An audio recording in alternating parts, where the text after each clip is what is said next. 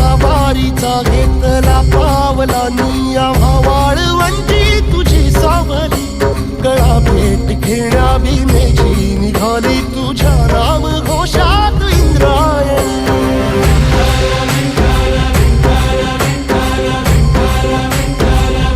भिडे आसमंती ध्वजा वैष्णवांची उभी पंढरी आज नादावली तुझे नाव ओठी तुझे रूप ध्यानी जीवाला तुझी आस गा लागली